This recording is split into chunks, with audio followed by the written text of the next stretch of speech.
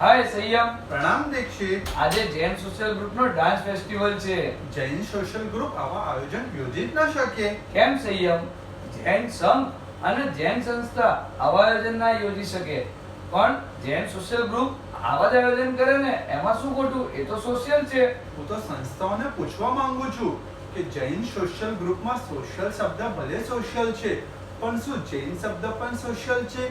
તે પછી એ તો રિલીજિયસ શબ્દ જ છે. હું તો ત્યાં સુધી કહું છું કે સોશિયલનો તાત્પર્ય પણ રિલીજિયસ થાય છે. શું જૈન સમાજ અને જૈન ધર્મ બે જુદા જુદા હોય?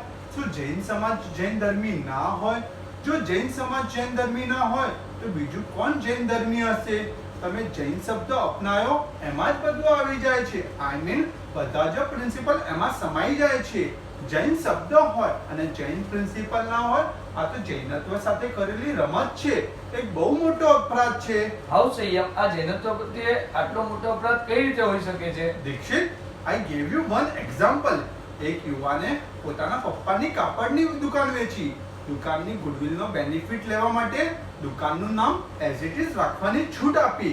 2 મહિના પછી એ યુવાન દેખે છે કે દુકાનમાં કપડાની બદલે મટન વેચાઈ રહ્યું છે અને પપ્પાનું નામ એઝ ઇટ ઇઝ રાખવામાં આવ્યું છે. દીક્ષિત, એ યુવાન શું કહેશે?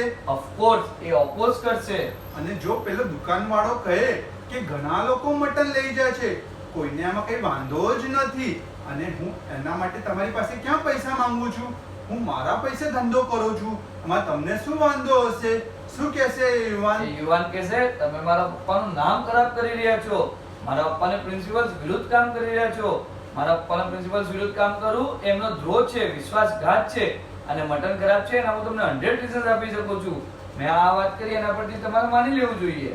બરાબર એ જ રીતે જે સંસ્થાઓએ જૈન નામ ધારણ કર્યું છે, તે સામાજિક હોય કે વ્યવસાયિક હોય, તેઓ જૈનત્વની મર્યાદામાં જ હોય એવા જ કાર્યો કરી શકે.